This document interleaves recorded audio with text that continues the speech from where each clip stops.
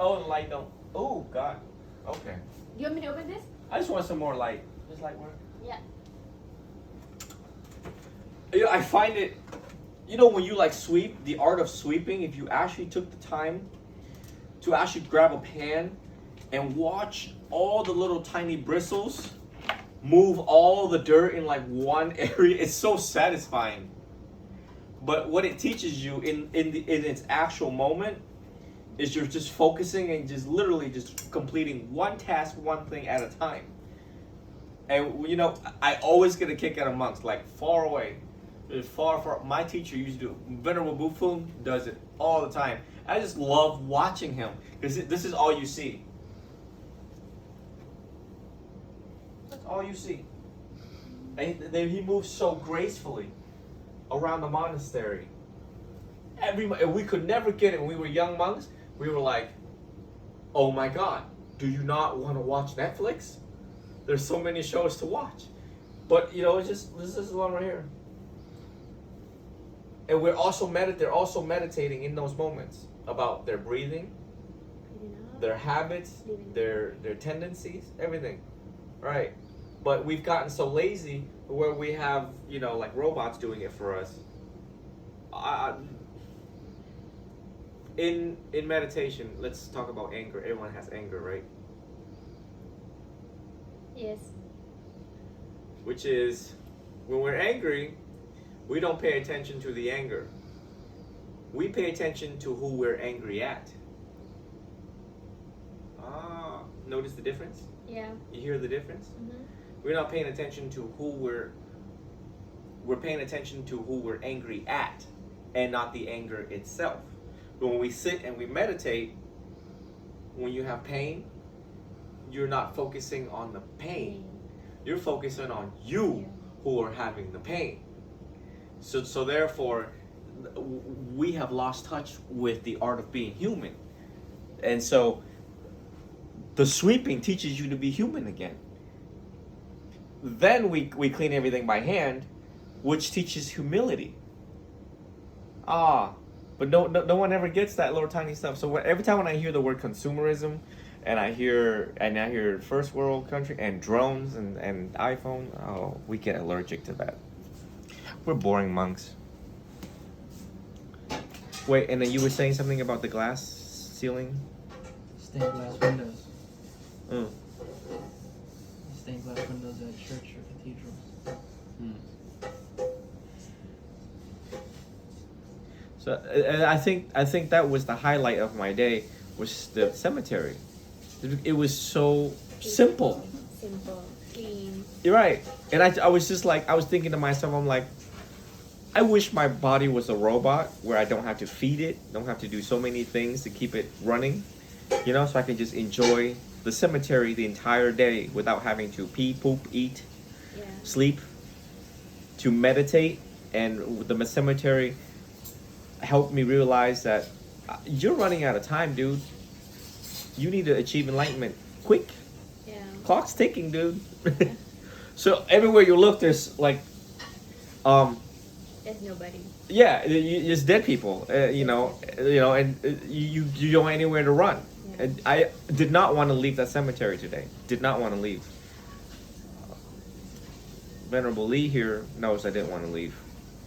I ran into the mausoleum with glass doors, and it was open, and I was like a little kid in there. No one would ever get that. They'll probably think I'm crazy. You know, people like to open the door to Best Buy, get a bigger TV. I get that it's a bit true that the death is gonna come to everyone, but no one wants to talk about that. Yeah. Everyone has to die one day, and that's for sure. Yeah. We're actually having fun looking at the tombstones and the different like designs and the details of them. I used to work with lawyers that would go on safaris in Africa. And I'm like, what do you do in Africa? And it's like, I like to go there and take pictures of wildlife. I was like, oh, do you not have a life? In my head, you know, I'm like, counsel, do you not have a life? But I realized how it slows down time for them to be with nature, where we were originally supposed to be.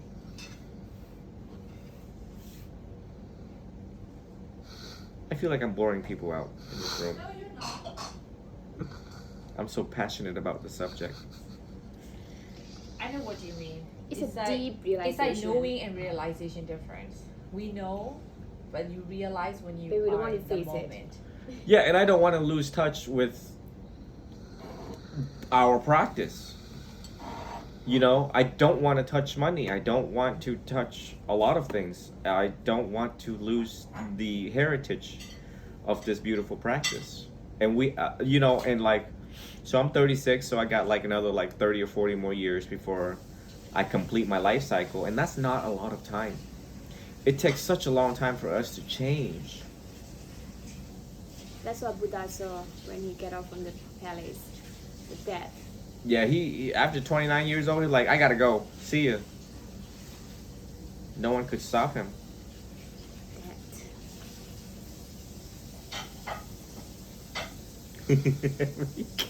And she's trying to tell me, okay, we need you to live a little longer by taking probiotic, which is what I told you the other day, right? Probiotic. Remember we were in Sam's Club and I asked him like, do you like yogurt? No, probiotic's really good for you. And he wouldn't want to hear it. He didn't want to hear it. What happened to the yogurt? Oh boy. I'm drinking it right now. It's very good. Well, I need you to be healthy. Yeah, I just come up here and eat all the time, and I'll be healthy.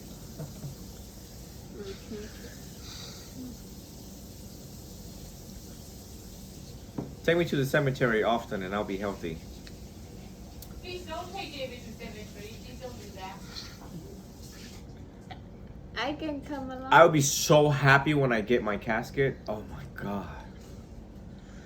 And then I was thinking in my head, I fantasized about this.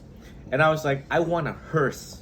I want to drive around in a hearse with a casket and my real skeleton downstairs for teachings.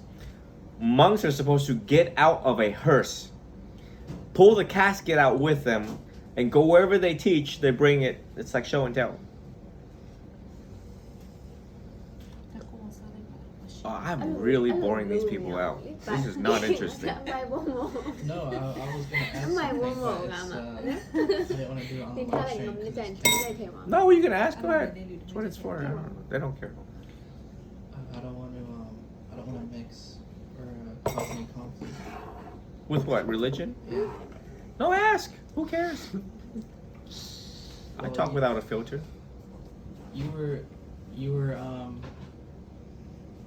You were describing how sweeping teaches people how to be humble, right?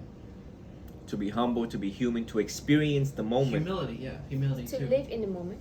Experience in the And moment. so you hear that with Jesus, because Jesus, Prince of Peace, meek and humble. Harden not your heart, be meek and humble. And so those two both went in line there. There's this $120 book that has the sayings of Jesus and Buddha and how it's very much similar. It's $120. It's on like, I don't know, I think it's not Amazon. It's through a publication, a very private publication, but it's a collection, it's a master's collection. But yeah, you read the Bible and you read the teachings of the Buddha and what he says, and you realize, why are they so similar? Of which I'm going to spend my life comparing and contrasting the two.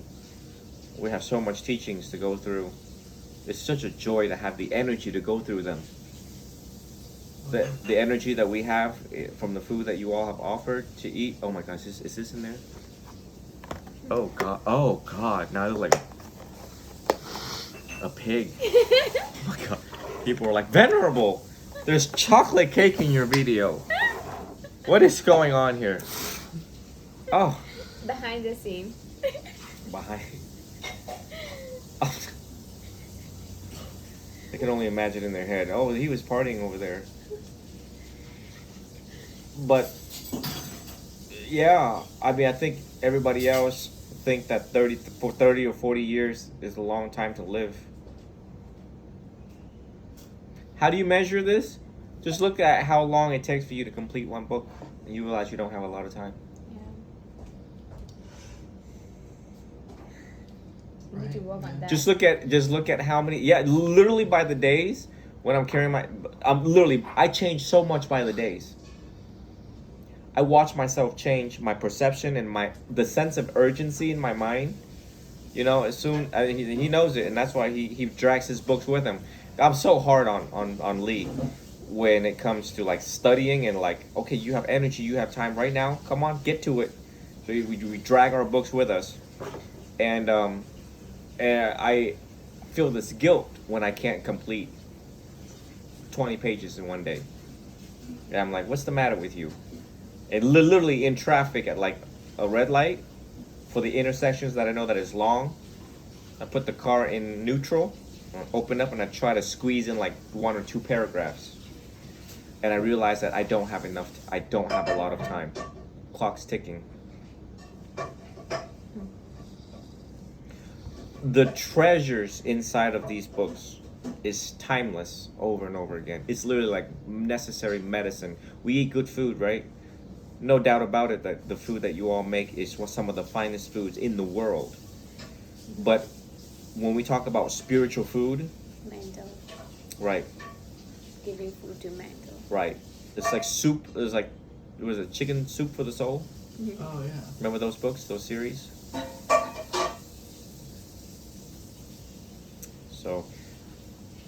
So that's why I gave you all the books that I did, so that you all can enjoy the richness. The treasures. Literally, I'm introducing to you all how to be a billionaire, spiritual billionaires. But I know that you all have bills in front of you. But the more that I sit here and encourage you, you realize, hopefully it replays in your head, that every time Monk comes and spend time with us, he reminds us of the treasures that is waiting for us to discover. Truly. And that's why you see some of the devoted Buddhists around the world. If you follow like monks on like Facebook or YouTube or whatever, you see all these people, and you're like, oh my God, they're so devoted, with unshakable faith and confidence. What are they devoted to and about? Is the teachings. And some people are like literally addicted to the teachings. So like they can't wait to hear every word being, It's really Rain. oh, that's peaceful. Every word that is being uttered by the monks, realizing each word brings them closer to sainthood, closer to enlightenment. Yeah. agree. So I think it's time to probably wrap it up, so y'all can rest. Because I'll sit here and talk about the cemetery for another 2 hours. You can end it. Wow.